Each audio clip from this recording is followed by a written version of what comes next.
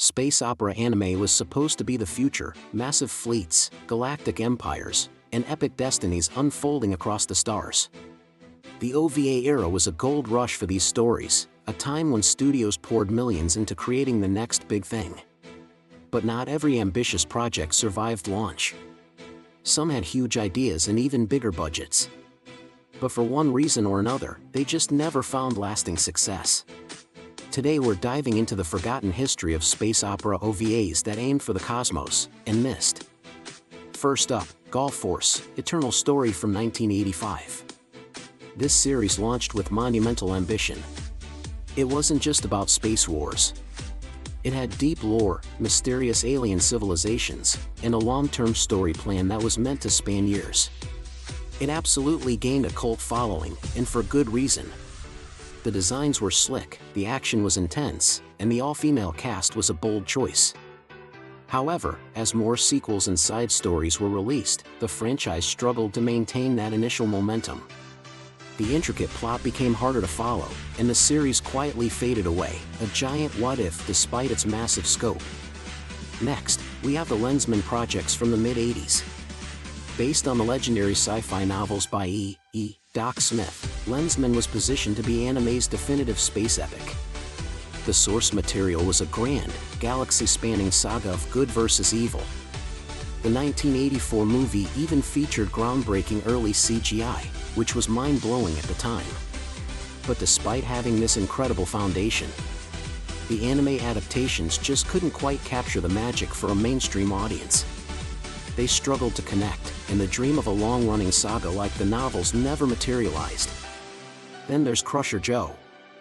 After the massive success of the 1983 movie, which was a rollicking space adventure, creating a series of OVAs to expand the universe seemed like a no-brainer. The Crushers were a team of sci-fi troubleshooters for hire, a perfect setup for episodic adventures. But the timing was off. The OVAs received a mixed reception, and the anime landscape was rapidly changing. New trends were emerging, and the classic adventure vibe of Crusher Joe got lost in the shuffle. The potential was absolutely there, but the moment had passed. Let's talk about Birth from 1984. This OVA was marketed as a revolutionary sci-fi epic.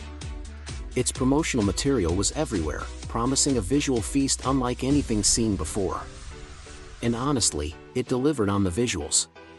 The designs were bold, the animation was fluid, and the scale felt cosmic. But the story?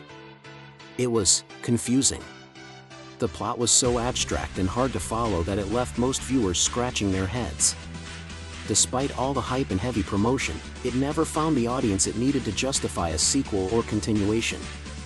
Jumping forward, we have a revival attempt, Ixer Reborn from 2001. The original fight. Ixer 1 was a beloved, hyper-violent, and wild 80s space saga with a dedicated fanbase. Years later, this sequel tried to reignite that flame. It aimed to bring the series to a new generation while satisfying old fans. Unfortunately, it failed to capture the chaotic, over-the-top magic of the original. The reception was lukewarm, and it effectively ended any hopes for future expansions of the Ixer universe. Sometimes, even established franchises can misfire. Case in point, Dirty Pair, Project Eden from 1987. Today, this movie is considered a classic, a perfect blend of action, comedy, and sci-fi style. But at the time of its release, it actually underperformed compared to expectations. The Lovely Angels were already popular from their TV series, but the movie didn't make the splash the studio had hoped for. It's a great example of how, during the crowded and competitive OVA boom, even a guaranteed hit wasn't so guaranteed.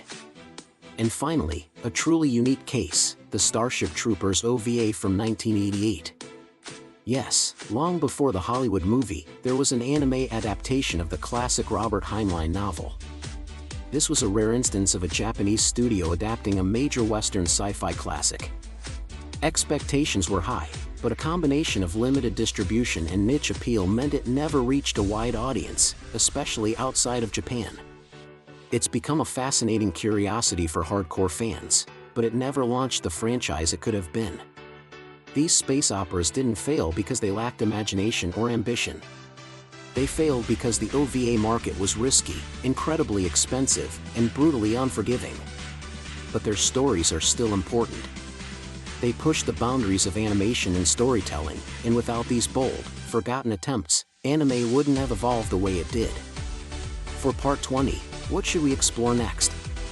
Let us know in the comments. OVAs that were never finished, the absolute weirdest OVAs ever made, android and cyborg OVAs, anime with that perfect 80s city pop vibe, or even workplace slice of life anime.